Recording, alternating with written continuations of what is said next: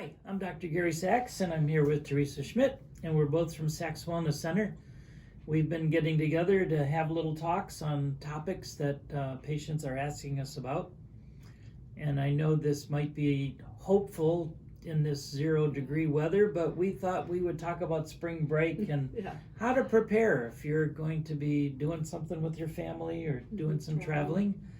And we thought we'd say, okay, how can we make the best of this? Yeah, and how can we prep for it? What little things should we take with us? People ask me that a lot. Like, I'm gonna go on a vacation.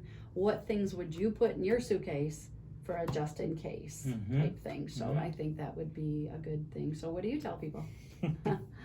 Well, I guess first I think we should say, if you're gonna travel, do it safely. Sure, I absolutely. mean, right now it's easy to just, feel like, I've been doing this for so long with this pandemic, but all the rules still apply. So, keep that in mind.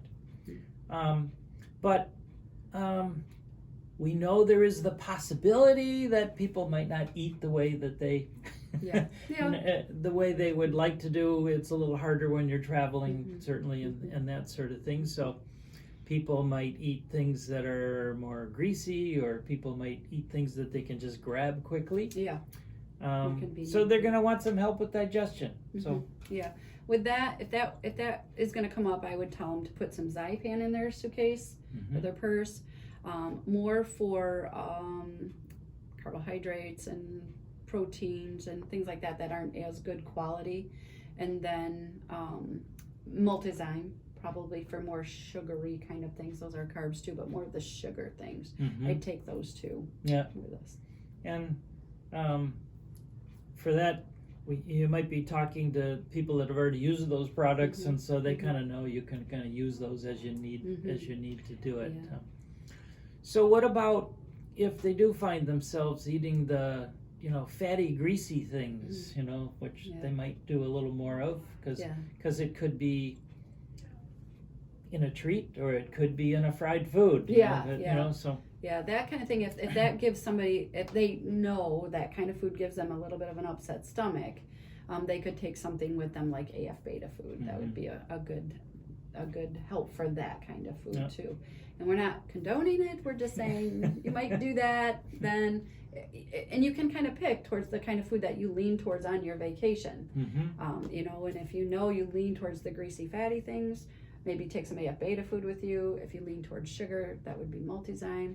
And if you lean towards maybe the breads and things like that, pizza and bread and things like that, that would be Zypan. Okay, kind of things. And general rule of thumb. We're kind of going toward, can we help you not suffer during your vacation, and us not have as much work to do when you get back? And we don't want you. We want you to go have fun on your vacation. Don't be miserable because of food choices.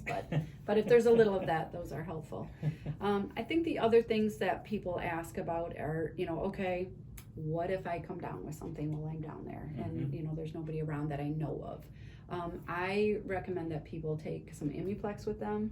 Imuplex handles both. It supports the immune system for all of the things. It supports the 5 main organs and glands that support the immune system, so boost that. And then really drainage.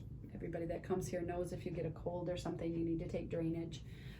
That would be like Antranex or Cataplex ACP would be the go-tos. The go-tos for that. Good to have that with you.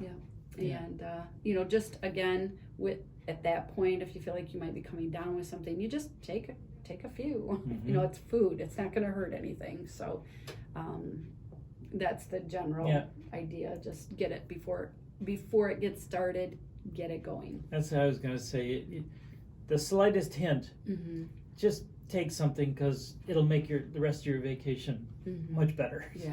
And I'll throw one more thing out there that I use, and I think you do this too, you recommend this too, is if we're going to get a cold, generally it will colonize in the ears first. And if we can address it there and people are aware, like, oh, there's something funky going on in my ears, most people know by now that is a beginning of something. And if they can do something about that, like right now, 24 to 48 hours from first sign of symptoms, we can maybe stop it, or we can slow it down, or we can make it not as bad. Sure. And that is using hydrogen peroxide. You put 3 drops in your ear and let it fizz for 10 minutes. Flip over, 3 drops in the other ear, let it fizz for 10 minutes. Yeah. So lay on one side, Mhm, and lay there for. Yep.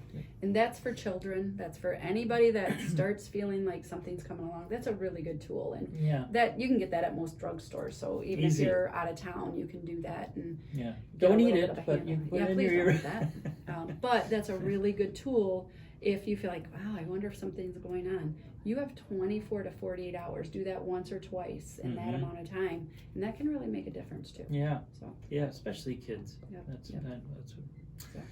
So Hopefully that helps. we're hoping that these might be some hints to help you have a fun and fun-filled spring break.